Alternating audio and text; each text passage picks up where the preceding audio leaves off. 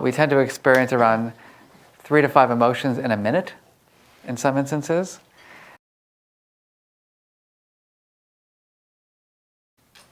So I've been really interested as a researcher as to what is the emotional life of our nation. And I've done 3 large studies over the last couple of years. The first one was a study with 45,000 high school students across the nation. And this is in collaboration with the pop singer Lady Gaga and her foundation, Born This Way Foundation.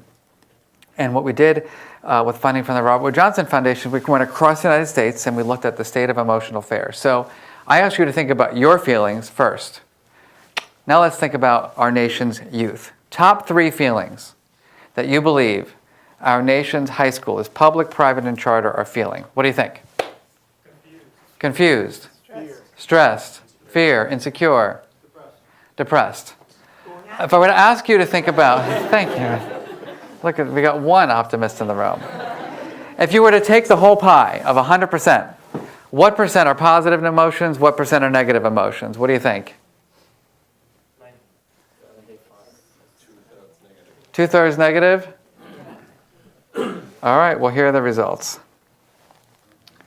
About 75% were negative. Top 3 feelings were tired, bored, and stressed. And we went a little deeper, and what we did was we looked at, all right, what percentage of the time are these kids experiencing these emotions? We found that they say they're stressed 80% of the time. Stressed 80% of the time, bored 70% of the time. So I want you to think about what's happening. If you want to think about innovation and creativity, right? What happens if you're in an environment where you're feeling tired, bored, and stressed, tired, bored, and stressed, tired, bored, and stressed, tired, bored, and stressed? Now, as a professor at a pretty prestigious place, I was curious, what's the state of emotional affairs of the brightest crayons in the box?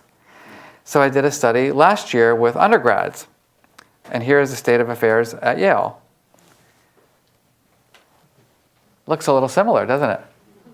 Stress, number 1, overwhelmed, anxious, frustrated. There's some excitement, which is good. But about 70% of the emotions they're experiencing. And then I said, I'm really interested in teachers, which is my primary area. I said, what is the state of affairs of America's educators? Frustrated, stressed, overwhelmed, some happiness and joyful, but if you look at all the little words, most of them are not the most pleasant words. And then, with funding from another foundation, I decided to look at 25,000 people across the entire workforce. And here's what people across the United States feel at work. Stress is the number 1 feeling. Some other ones too, a little bit of motivation, busy, tired, engaged.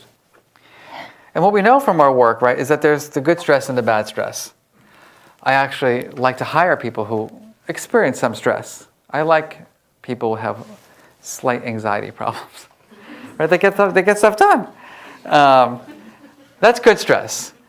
Unfortunately, when we do the more detailed analysis of what's happening, we find that it's mostly the bad stress that people are feeling. The stress that makes them not want to go to work. The stress that makes them not really be present at work. The stress that makes them feel physically sick. Now, for most of my career, I've been fighting people in terms of caring about emotions. Just for my own curiosity for people here at Google, how many of you believe that these feelings that you just saw, from tired, bored, and stressed, to stressed, overwhelmed, and anxious, to frustrated, stressed, and overwhelmed, to stressed, matter? And matter for important things about a person's life. So what I've learned in my research is that emotions matter for 5 big reasons. The first is attention, memory, and learning. So how you're feeling right now in my presentation is driving your presence, your focus, your engagement, your critical analysis. If you're bored, you're already somewhere else. You're already working on your project. If you're frustrated, you're back there thinking, oh my God, what am I going to do? If you're stressed, you're thinking, how do I get out of here? So I think back now, 33 years ago when I was in middle school being bullied, and why I have no memory of anything that I learned, it was because, why? because my brain was preoccupied with survival. Right? My brain was preoccupied with friendships, the need for friendships. So why would I want to be in a classroom, or why would I even care about learning about the Roman oligarchy when I'm afraid to walk home, or when I'm not having positive relationships? The second is decision making. I'm just curious, have any of you ever made a bad decision? Anyone like to just share publicly right now, to just let it out? So we know that how we feel shifts the way we make choices and decisions. I'll give you one example. So in my work with schools, I did a random experiment where I took educators. Let's imagine you're all teachers, and I just randomly assign you. Think about a day that was great, think about a day that was shitty. Great day, shitty day, great day, shitty day. Spend 5 minutes just writing about it. And then immediately thereafter, I gave every single educator in that study the same essay to read. Does anyone think there were differences in the grades they assigned? There was a 1 to 2 full grade difference in the way the teachers graded these students. Right? Just 5-minute little essay or writing assignment about good day, bad day, and then they graded the paper, and there were 1 to 2 full grade on average difference. I kind of knew it was going to happen because I know how emotions influence thinking.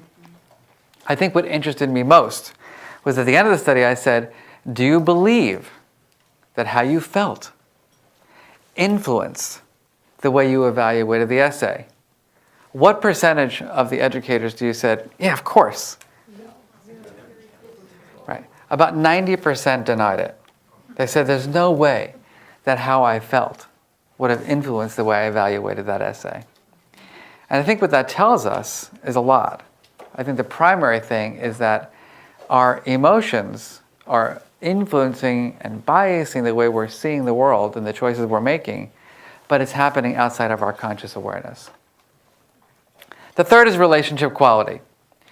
Just curious, does anyone here have a colleague, do not look to your left or your right, or a relative who displays a lot of negative emotion?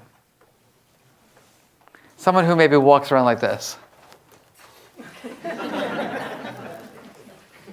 Does anybody know something like that? Or they're very disagreeable. I don't like that idea. Why would you want to do it that way? Where I work, I get things like this. Professor Brackett, I've got a question. I'm not really sure you know the answer. Like, okay, not a problem, not a problem. Can't wait to grade your freaking paper. And so we know that emotions are signals, and they tell us to approach or to avoid.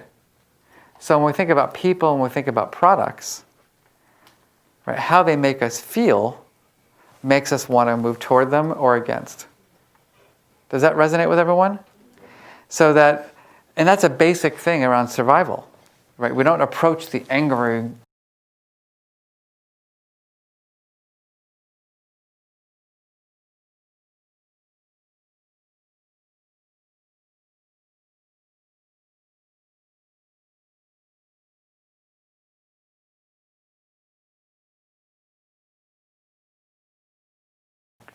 expression because we got to protect ourselves from it. We don't want to approach people who make us feel bored, right? Because we know we're just not going to want to be in relationship with them. People who display more positive emotions or who are more gentle in their expressions, right? They're saying, I'm here for you, right? If I walk around like this during my talk, right, immediately you're thinking, oh, this guy's not approachable. You know, he's got power issues. He's got control issues. The fourth is physical and mental health. So it's interesting. I was in a meeting last week, 2 weeks ago now, with a group of the counselors from universities around the state of Connecticut. And what the research now shows is that for the last 5 years, there has been a 20% increase in psychiatric hospitalizations for undergraduates. So it's gone up 20% a year for the last 5 years.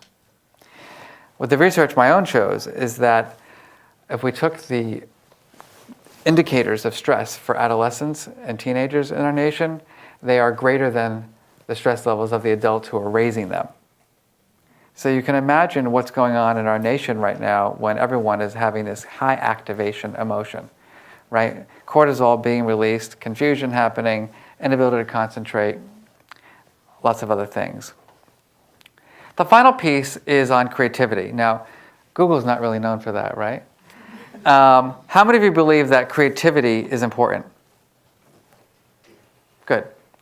That's good news. One thing interesting that we have found is that in our studies of young adults, that how they feel and their emotion skills is highly correlated with their ability to be creative. What we know from research is that cognitive ability correlates with creativity, but only up to an average IQ level. So most people think that creativity is a cognitive process, right? That the higher your IQ is, the more creative you are. What happens with cognitive ability is that it does this. So the question is, what's explaining the rest of the variance in creativity? And what we're finding is that it has to be emotion skills. Any hypotheses of why that might be the case? Why would emotion skills be responsible for the creative process and product? You have to be relaxed to be creative. You can be stressed and creative at once. Great point. So if you're under pressure all the time and your kind of default network is never able to kind of be activated, right, how can you be creative? What else? Awareness of how the thing that you're creating is affecting you. You and the people who are going to buy it. Mm-hmm. So putting emotion into the product, as well as imagining what the feelings are of the recipient of that product. What else? If you're afraid of failing, you're probably not going to go very far with your creativity. It's a great point. Now, how many of you have heard of this concept called grit? Yep. So what we find in our research is that grit is not correlated with creativity or academic achievement, but that the skills of emotion management are.